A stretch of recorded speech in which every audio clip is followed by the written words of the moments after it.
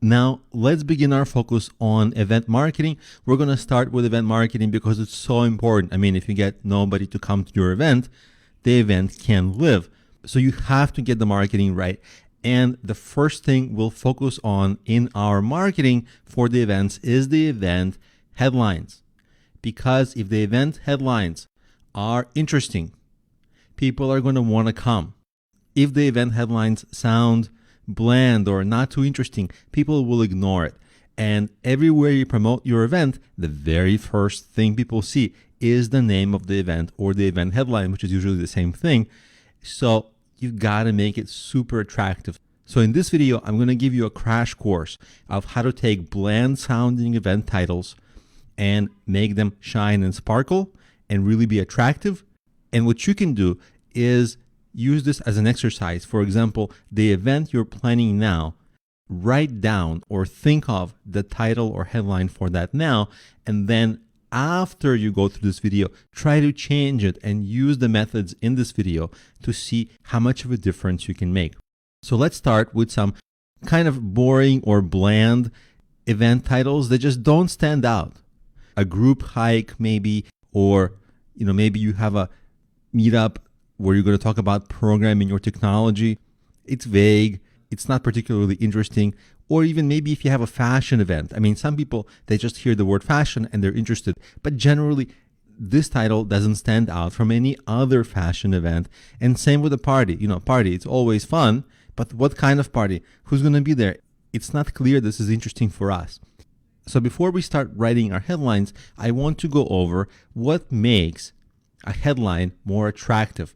These are ideas from the field of sales copywriting, essentially copywriting that makes whatever you're promoting more interesting. The very first rule of any sales copywriting: show the benefits, not features. Usually the benefits are things people want. Lose weight, find a soulmate, earn money, grow your career. These are things people want. What people don't really want is, well, learn how to program to have a better career. Okay, learn how to program. It's boring. It's not interesting. But they need it because they want to have a better career, make more money, and be more happy. So you see, focus on what are the benefits. Also focus on number 2, uniqueness and originality. There's a bunch of events going on every day, all the time, and you just got to make your event sound unique and interesting. Ask yourself, how does your current event stand out from other similar events? Also, what I call name dropping is not really name dropping as you think of it, like you would think of somebody who's bragging. But what I mean is, like, let's say you're putting on an event for programmers. That's fine, but it would be much better if it was supported by Google or by Microsoft. These brands are authoritative with developers and engineers. So that name drop, like a popular brand or somebody famous or somebody well-known, it will make your event stand out.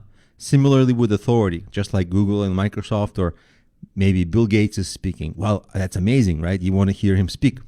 Also, things like numbers or percentages. For example, if your event is about making money, well, how much will you make? Will you make $1,000, $10,000, at 500% more than your current? These kinds of things break up the monotony of the text and give people something to focus on. Also, social proof is great. For example, if someone respected in your industry is speaking, or a lot of people are coming, or you can somehow hint at the fact that your niche, your industry approves and respects this, that gives that kind of social proof that makes the attendees go like, oh, well, this is authoritative and interesting. It looks legitimate. And so it would be more likely that they'll go.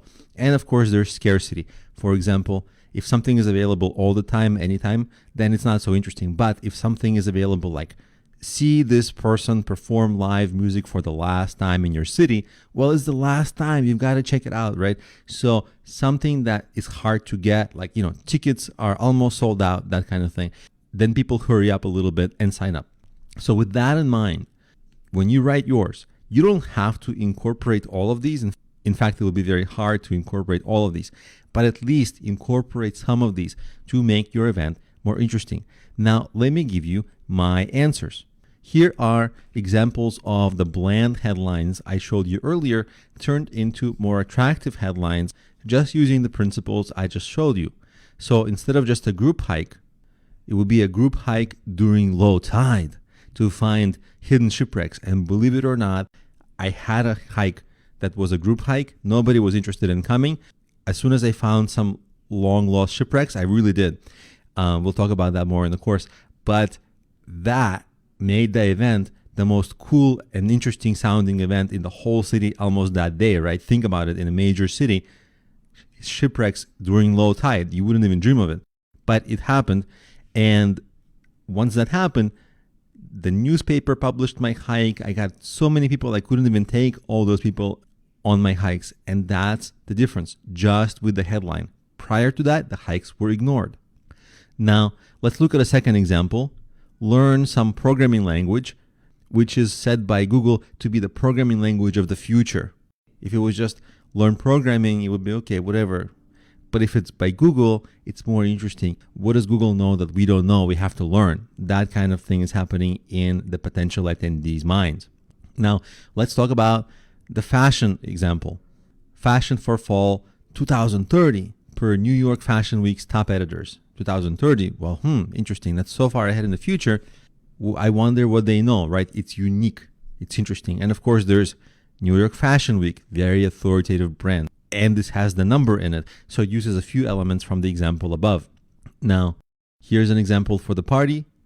Party with a top DJ who draws top celebrities only in town for one show. Really cool event, but only happens once. Don't miss it, that kind of thing. So now, whatever your event headline was going to be, try to rewrite it and make it better. And you can feel welcome to send me an example of what you come up with, and I'll tell you if I love it or if it needs some improvement.